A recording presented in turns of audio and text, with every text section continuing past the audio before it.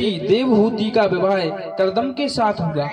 करदम जी ने विवाह के समय एक शर्त रखी कि एक संतान होने पर मैं विरक्त हो जाऊंगा।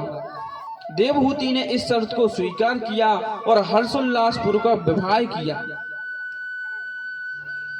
जब मनु शत्रुपा पुत्री से विदा लेकर माता पिता तो अपनी नगरी को लौट आए और शादी होते ही करदम महाराज की महाराज समाधि लग गई। कई वर्षों अखंड समाधि लगी रही तो देवहूति ने अपना सारा श्रृंगार उतार दिया और सेवा में समर्पित हो गई। जब कई वर्षों बाद करदम ऋषि की समाधि खुली तो देवहूति को देखा और देवहूति जी को देखकर करदम जी तो गदगद हो गए। करदम जी कहते हैं, अरे मानवी, अरे मनुपुत्री, हम तेरी सेवा से प्रसन्न हैं। संसार में व्यक्ति को सबसे ज्यादा प्यारा अपना शरीर ही रहता है, पर तुमने तो मेरी सेवा के लिए अपने शरीर को ही ध्यान में नहीं रखा। देवी, आप बताओ आपको क्या चाहिए? तब देवहूति ने कहा, महाराज, आप मेरे पति परमेश्वर हैं और मेरा धर्म तो पति की सेवा करना ही है, मुझे कुछ नहीं चाहिए। करदम जी प्रसन्न हो गए, तुरंत हाथ में जल लिया। संकल्प करके जैसे ही जल छोड़ा, एक अद्भुत विमान प्रकट हो गया महाराज। और महाराज, विमान ऐसा नहीं कि जो डीजल और पेट्रोल से चले, यह विमान ऐसा कि केवल हाथ में जल लिया, संकल्प किया कि अमुक जगह पे चलो, तो वो संकल्प से चलने लगता है। ऐसा अद्भुत विमान आज तक कोई भी वैज्ञानिक नहीं बना पाया। अब तो महाराज करदम जी ने जो देखा कि देवहूति की देह बहुत गंदी हो गई है, कि कहा, देवी जाओ सरोवर में स्नान करके आओ। और जैसे ही महाराज सरोवर में देवहूति माता ने कदम रखा, हजारों देवियां प्रकट हो गईं और उपटन लगा लगा कर देवहूति माता का श्रृंगार कर दिया महाराज। इस तरह कालांतर में दोनों दंपति विमान में प्रविष्ट हुए।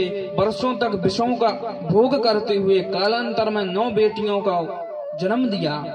अब एक दिन करदम जी बैठे बैठे सोच रहे थे कि रे करदम, तुम तो बहुत बुरे फंस गए। शादी के पहले सोच रहे थे कि एक संतान होगी और हम विरक्त होकर जंगल में चले जाएंगे। करदम जी कहते हैं, एक की जगह 9 संतानें हो गई। फिर भी करदम जी कहते हैं, अभी भी कुछ बिगड़ा नहीं है, खिसक लो नहीं तो दुनियादारी में फंसते ही चलेंगे। तुरंत करदम जी खड़े हो गए। देवहूति ने चरण पकड़ लिए, कहा कि महाराज कहाँ जा रहे हैं? तब करदम जी बोले, देवी वचन याद कर लो कि एक की जगह 9 संतानें हो गईं, अब मैं टिकने वाला नहीं हूँ। देवहूति ने कहा, महाराज ये तो 9 बेटियां हैं, शादी के बाद ये अपने ससुराल चली जाएंगी, मेरे बुढ़ापे में कोई और है ही नहीं। करदम जी को महाराज तुरंत याद आ गया कि प्रभु जी मुझसे बोल रहे थे कि करदम, जब तुम विवाह करोगे तो मैं तुम्हारा पुत्र बनकर आऊंगा। इस प्रलोभन से मैंने विवाह किया था। शाहम स्व सकलेयम तद्वीर्याणि महामुने तब क्षेत्रे देवहूत्यम प्राणस्य तत्संयतम। ये प्रभु ने मुझे वचन दिया था कि मैं तुम्हारा बेटा बनकर आऊंगा।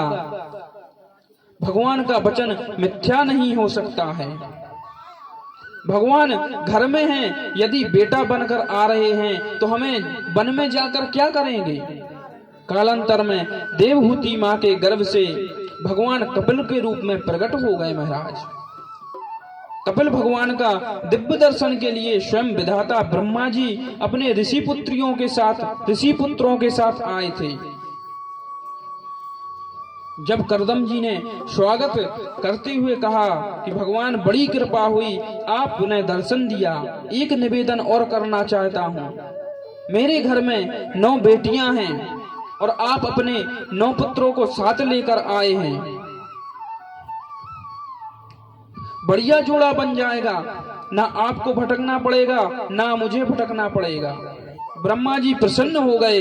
ब्रह्मा जी ने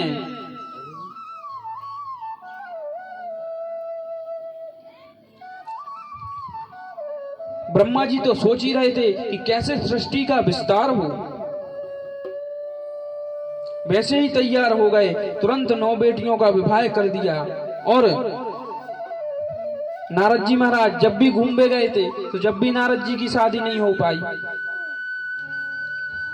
इस तरह से कला का विवाह मरीच के साथ, अनुसुईया का विवाह अत्रि के साथ, अरुंधति का विवाह वशिष्ठ के साथ, और ख्याति का विवाह भृगु जी के साथ, शांति का विवाह अथर्वण के साथ, क्रिया का विवाह क्रतु के साथ, हविर का विवाह पुलस्त के साथ कर दिया। जब 9 बेटियों का विवाह कर दिया और बेटियां ससुराल चली गईं, और जब बेटियां ससुराल चली गईं तो करदम जी बोले, बेटी देवी, बेटियों का दायित्व मैंने पूर्ण कर दिया है और बेटा भी हो गया है। अब मेरा दायित्व पूरे हो गए, अब मैं अपना राम भी चलते हैं। वो खड़े हुए और वन की ओर चले गए। महाराज देखिए महाराज, कैसी विडंबना है कि घर में परमात्मा आया है, स्वयं कपिल भगवान आए हैं, फिर भी करदम जी महाराज सब छोड़कर वन को जा रहे हैं। अब करदम जी तो चले गए और यहाँ पर देवहूति और करदम संवाद चालू होता है। करदम जी समझाते हैं माता को कि माता, कि यह संसार सब विष की बेलरी है महाराज, कैसे इसमें रहना है। माता देवहूति पूछती हैं और कपिल भगवान उसका समझाते हुए जाते हैं। कहते हैं, तम गताहम शरणम शरण्यम स्वत्व संसार तरो कुठारम।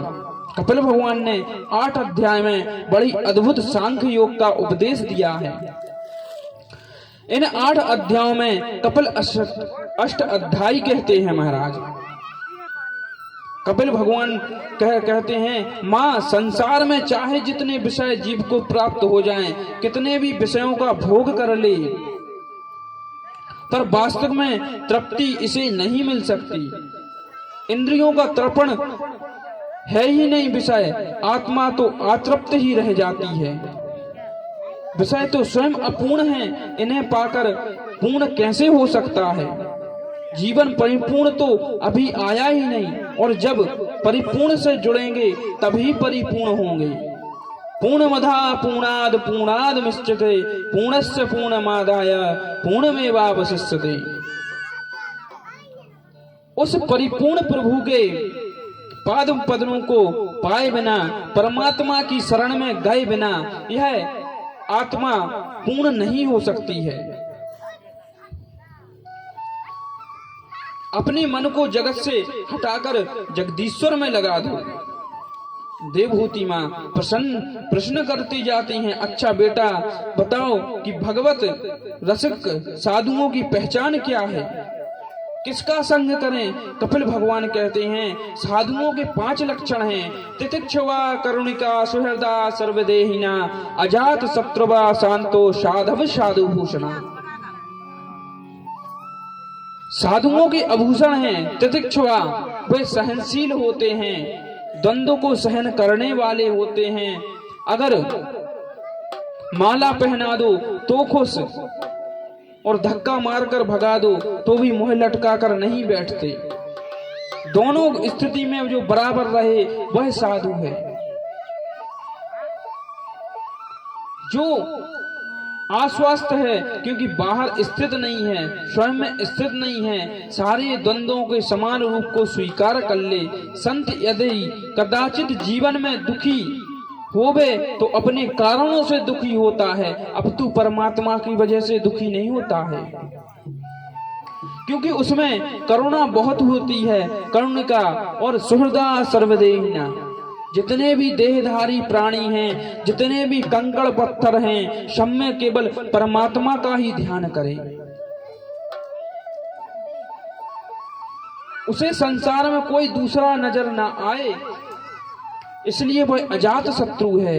अजात शत्रु का मतलब होता है किसी से वह बैर नहीं करता, किसी से कोई दुश्मनी नहीं करता। निज प्रभु मैं देखूं जगत कहसन करहें विरोध।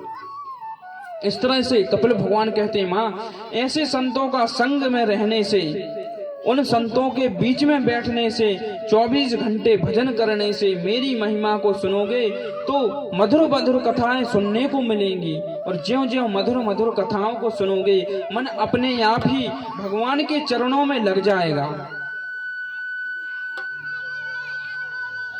इस तरह से कपिल भगवान ने सुंदर उपदेश दिया है देवहूति को। और देवहूति माने भगवान के चरण कमल में चित लगाने के बाद एक एक करके अपने अंगों का ध्यान करके पूरी विधि बताई है महाराज। इस तरह से कपिल और देवहूति संवाद समाप्त हुआ और चतुर्थ स्कंद में प्रवेश करते हैं। मनस्ते शतरूपायाम तिष्ठ कन्यास जगनीरे आकुति देवहूतिश्च प्रसूरिति विश्वता।